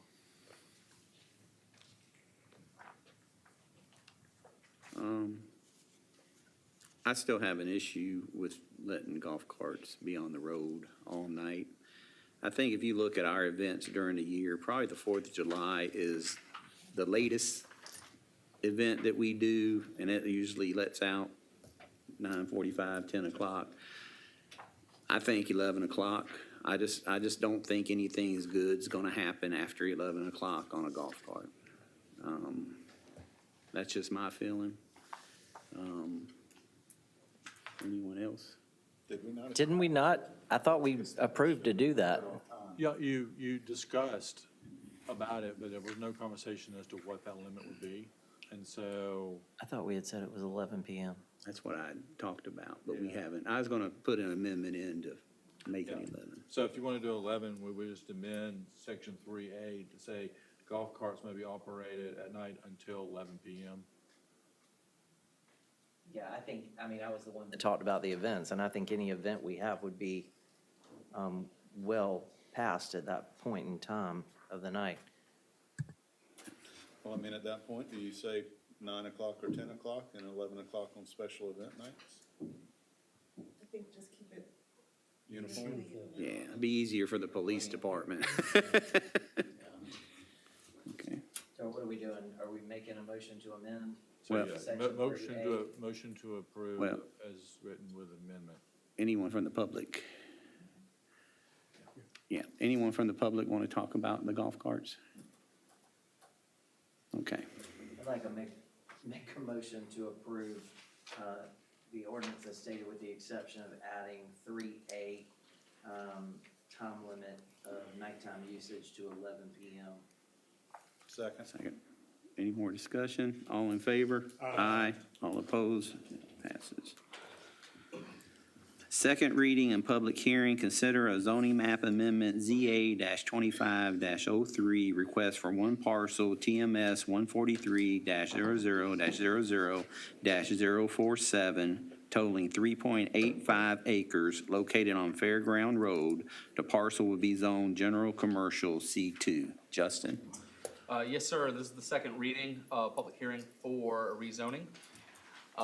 As you mentioned, it is on Fairground Road. It backs up to, I believe, what is the Captain D's. It currently is PDC. Stop me if you've heard this before, but we don't really have any rules and regulations on this particular PDC. So that makes it a little sticky and hard to market or work with potential developers. However, the purchaser of the property, who I believe is under contract, is looking at this parcel highlighted in blue, and they know what they want to do. They want to highlight that they want a warehouse and office setting for their use. I believe it's called Live Productions. They do various productions around the Low Country. I believe weddings are involved and other things like that. They need some storage. They need some office space for their staff.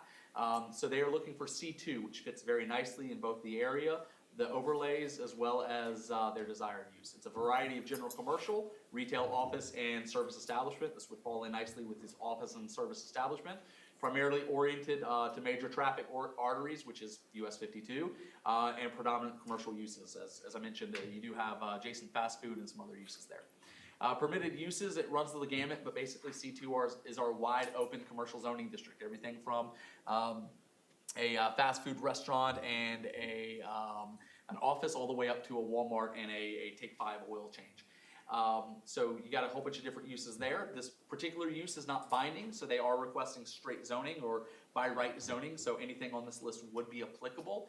But the applicant is pretty set on having what they need. In the future, it could develop as all these uses, but it being 52 corridor along with the overlay in the comp plan as well as the future land use map, it does kind of dovetail very nicely. You do have the mobile home park across Fairgrounds Road.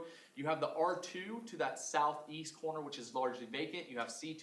The C2 to the right of the screen or to the east is near or fronts RC Dennis. You have Main Street Extension to the south. Obviously, you have our rec facility in that light gray area, as well as, can't remember his name, but the gentleman with the car dealership. And so you have some of the C2 going up and down 52. Mobile home park, largely undeveloped to the south and the east, and various retail uses to the west. Transportation, in this point, with this particular use, and we do reserve our right to change our mind depending on the end user, but with this particular end user, staff is not requiring a separate TIA. Should it become something different that is very high in traffic counts and we feel that it doesn't quite fit the 50 trips threshold, which would require TIA automatically, we do have that ability to reserve that and call upon that should we need. But in this particular use with 10 office spaces and largely a warehouse attached to it, we just don't see the point at this juncture. The comp plan does identify this as a highway commercial, as I mentioned earlier, automotive dependent commercial uses with some light industrial uses such as a warehouse. You can see that peach area, but also you see the hatched peach area. So that's the highway commercial future land use as well as the highway commercial overlay. And I still have that typo there. So, but it is a 1,000-foot commercial buffer on either side of the 52 corridor. Obviously spanning from Fox Bank and the Groves all the way north to Tail Race. Medical offices, banks, pharmacies, highway commercial permitting residential use. But this, again, the non-binding end result is 10, I believe 10 offices and some warehouse space. It is in conjunction with the 3 goals and implementations. Sustainable community by ensuring infrastructure. It's right there off Fairgrounds Road. They're not using, I believe one of the questions at the last meeting was the use of that adjacent side street. Richard, I believe it was. Yes, sir. And in working with the applicant's engineer and their architect, they have no desire to go that way. I've seen a couple of sketch plans and concept plans, and they will be accessing Fairgrounds Road entirely. At enhanced economic opportunities, this is a business that is not currently in town. They're in the low country, they seem pretty successful, and one of the gold standards in what they do in the low country, to have them, I think would be a benefit to the community and improves the retention, encourages range of uses and services, something we don't currently have. At this point, staff's concerns are that it is conducive to highway commercial, it is compliant with highway commercial overlay, and we do feel that this commercial use would be more compatible along the area. At this point, we recommended approval. Planning Commission recommended approval overwhelmingly as well, and this is the second reading of public hearing. I'm available for any questions. I know Mr. Waring is the lead on this project. I believe he's the architect or the design team, and the applicant is here as well. What's it gonna be made of? The warehouse? That is unsure, but in staff's conversations with the applicant, it will be and adhere to our aesthetic design. So it will not be a metal sided building. Right. It could be metal constructed, but the cladding is the most important part, and we've expressed that, and they are understanding of that. Justin? Yes, sir. This is just for my knowledge. Nothing. Yes, sir. If we amend the zoning map for this, and they're building, and we know it's gonna be a low footprint on traffic, they sell 5 years from now, and now it becomes something with a lot of traffic. How do we control that if it's already rezoned? Are we gonna hold a business license or a permit to operate until the TIA is done? We would, just like any other use, we, absolutely. Just from my knowledge. Yes, sir.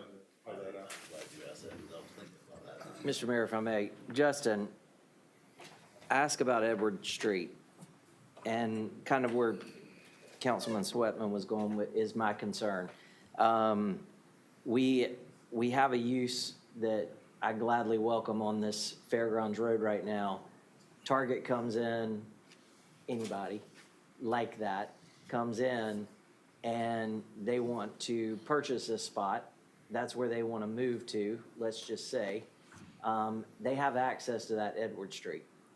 And I have concerns about that because a bigger use that comes in or that could come in, we're opening the door for them to come in, could use that Edward Street. We have nothing to prevent that and create a traffic nightmare. Is there a way to stop that usage from going down this far on this property? I know the front two parcels use it a little bit for access, what appears into their property.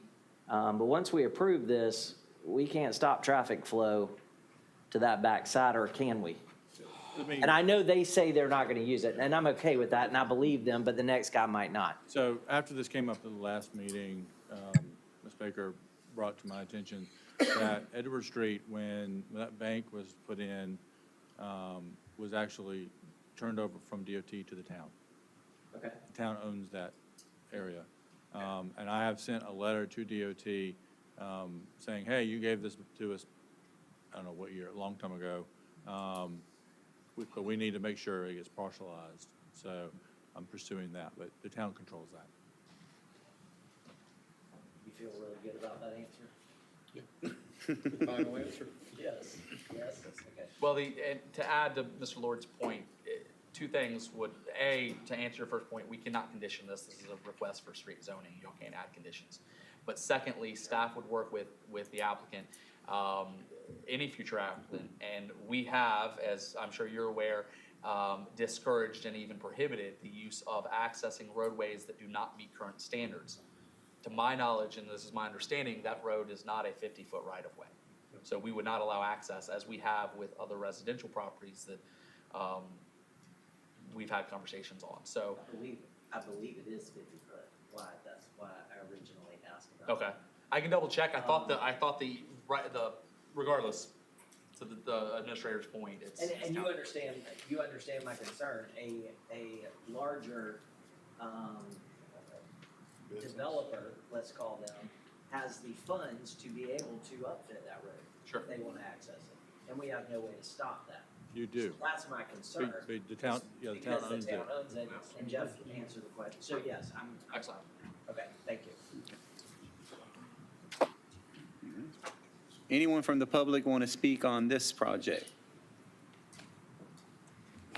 Okay. Motion to approve. Second? Second. Any other discussion? All in favor? Aye. All opposed? No. Public input. Mr. Brown, you signed up. Do you still need to speak? I do not. Okay, thank you, sir. At this time, we're going to go to executive session. Council may take action regarding matters discussed. Discussion relating to proposed location, expansion, or the provision of services encouraging location of businesses. Discussion contractual matters pertaining to the municipal court. Do I have a motion? So moved. Second? Second. Any discussion? All in favor? Aye. All opposed? We're in executive session.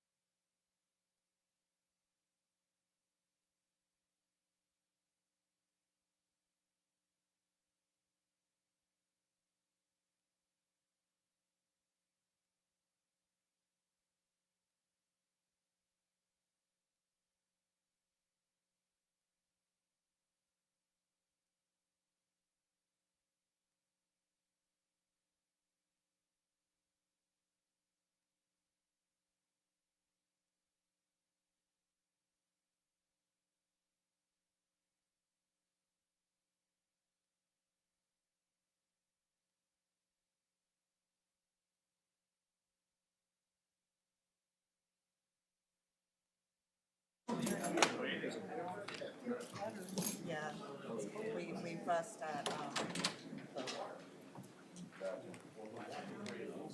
Marilyn, you got a black pen? Tori's got it. Got it under control. Yep, she's got it under control. She wrote it down. That's all.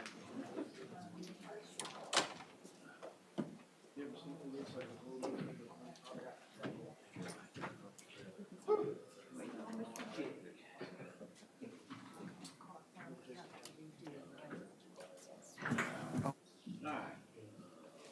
Do I have a motion to come out of executive? Do I have a second? All in favor? Aye. All Take my opposed? pen. We're out of executive session. Are there any other matters to come before council? Yes.